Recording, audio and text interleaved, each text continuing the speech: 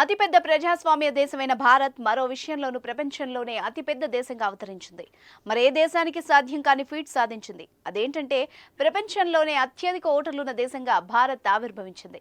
ఈ విషయాన్ని స్వయంగా భారత ఎన్నికల సంఘం ఈసీఐ వెల్లడించింది. రానున్న లోక్సభ ఎన్నికలకు 96.88 కోట్ల మంది ప్రజలు ఓటు వేయడానికి అర్హులని తెలిపింది. ప్రజాస్వామ్య భారతదేశంలో అతిపెద్ద పండగ త్వరలో జరగబోతోంది. ఈసారి మహా పండగకు 97 కోట్ల మంది ప్రజలు ఓట్లు వేయనున్నారు. గజం కేవలం 500 రూపాయలతో 1210 గజాల భూమి కేవలం 6 లక్షలు మాత్రమే.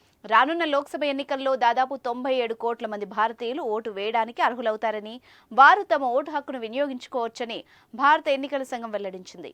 ఈ ఏడాది కొత్తగా 2 కోట్ల మందికి పైగా యువత ఓటర్లుగా మారారు.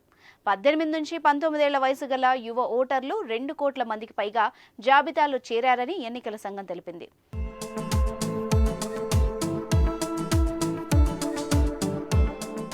గత లోక్సభ ఎన్నికలతో పోలిస్తే ఈసారి 6% ఓటర్లు పెరిగారని ఈసీఐ తెలిపింది.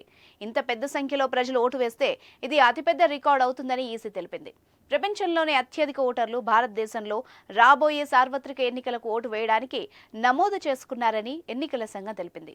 ఇది కాకుండా లింగ నిష్పత్తి 2023లో 940 నుండి 2024 నాటికి 948కి పెరిగింది.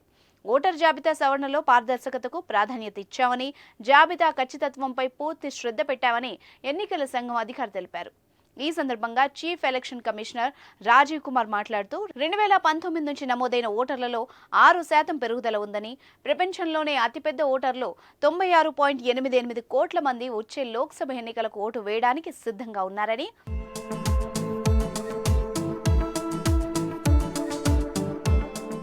రాజకీయ పార్టీల భాగస్వామ్యంతో పాటు ఓటరు జాబితాల సవరణ కోసం వివిధ పనుల గురించి సమాచారం ఇచ్చారు. మహిళా ఓటర్ల సంఖ్య కూడా భారీగా పెరిగిందని తెలిపారు. ఎన్నికల కమిషన్ తాజా డేటా ప్రకారం ఉత్తరప్రదేశ్లో అత్యధికంగా 15.30 కోట్ల మంది ఓటర్లుండగా, లక్షద్వీప్లో అత్యల్పంగా ఓటర్లున్నారు. దేశవ్యాప్తంగా commission door to door verification చేసిన తర్వాత దాదాపు 1.65 కోట్ల మంది పేర్లు తొలగించబడ్డాయి.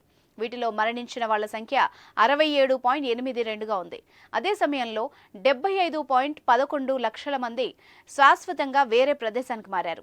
ఏది ఏమైనా అతిపెద్ద ప్రజాస్వామ్య దేశమైన భారత్లో అధికంగా ఓటర్ నమోదు కావడం అందరికీ గర్వకారణమని చెప్పాలి. యువత ఓటర్ నమోదుతోనే ఆగిపోకుండా తప్పనిసరిగా ఓటు వేసి ప్రజాస్వామ్యానికి మరింత గౌరవం పెంచాలని కోరుకుందాం.